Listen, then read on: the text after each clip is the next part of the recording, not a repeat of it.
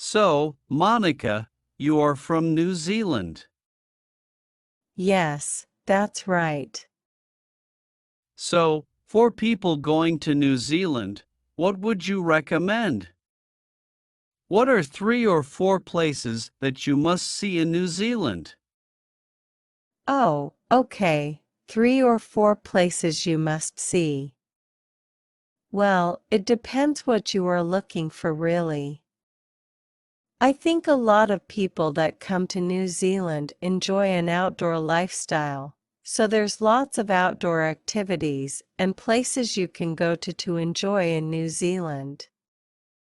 Personally, I find the South Island of New Zealand very scenic in comparison to the North Island, so for me, a must-do is the west coast of the South Island.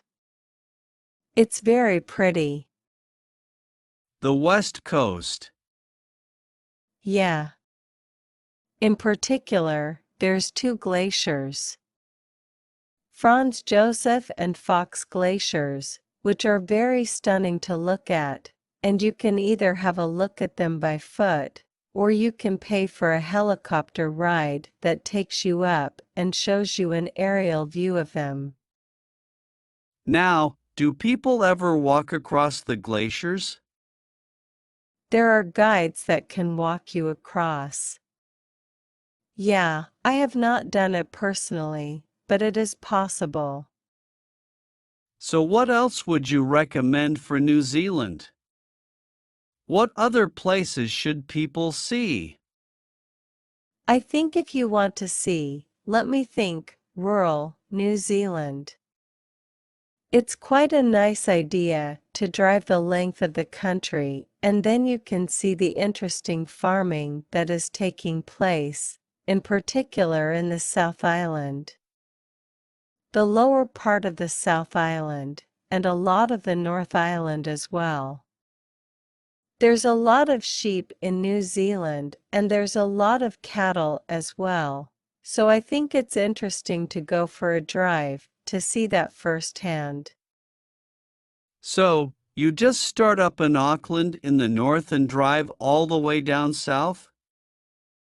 Yeah, well, there's many ways you can do it, but I recommend one way of doing it is to arrive in Auckland and to have an experience of a big city, well, a big city for New Zealand, and then drive down the center of the North Island and maybe have a farming experience somewhere. There's a lot of farm stay opportunities available for tourists who come to New Zealand, so depending on how you do it, you might want to stay 2 or 3 days with a family and experience a farming lifestyle. So that's, yeah, one thing I would recommend. And another is to maybe go to a city like Rotorua, which is really in the center of the North Island, and experience Maori culture. There's a Maori village there near the Wakawewa Forest which hosts a lot of tourists, and you get to experience Maori Waiata, which is Maori songs, and you get to see the hot springs in New Zealand and thermal mud pools. So, yeah, Rotorua is a nice city to go and visit, and then work your way down to the capital of New Zealand, which is Wellington. And I think if you want to experience the cafe lifestyle of New Zealand, that's a good place to go. So, Monica, a minute ago we were talking about Tai Chi and about how it helps longevity, helps you live a long life.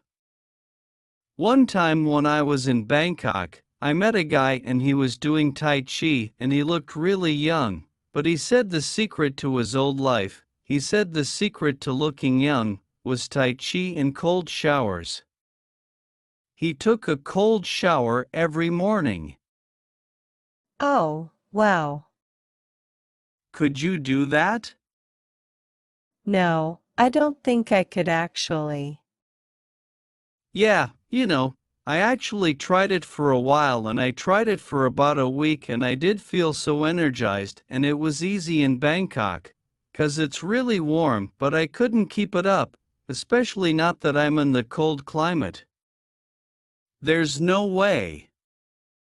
Yeah, I remember when I was young, my mother used to teach me to splash my face with cold water in the morning because she believed that helped wake you up. And I remember as a child not liking that at all because I found it too cold.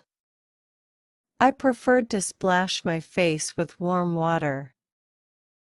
So, have you heard about any other secrets to having a long life? Yeah, I have heard of quite a few different secrets to having a long life.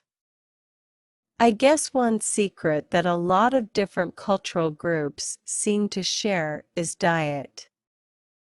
If you take the Japanese as an example, and Japanese people do have a long life expectancy in comparison to other people from other countries. I think the Japanese eat a diet that's quite low in fat and reasonably low in salt as well. And I think their fluid intake is quite healthy because they drink a lot of green tea, which has antioxidants in it.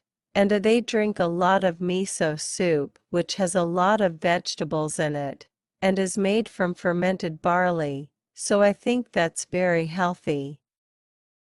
I have also heard that people in the Mediterranean, they also often have a long lifespan in certain regions, and maybe the combination of wine, just a little wine, not too much, but wine and olive oil, and then a lot of fish, seafood is also maybe beneficial to a long life. Yeah, that's true. I have heard French people, for example, live a long life, and that has often been said due to a glass of red wine a day. And I know people think differently about alcohol and its effect on the body these days. Right.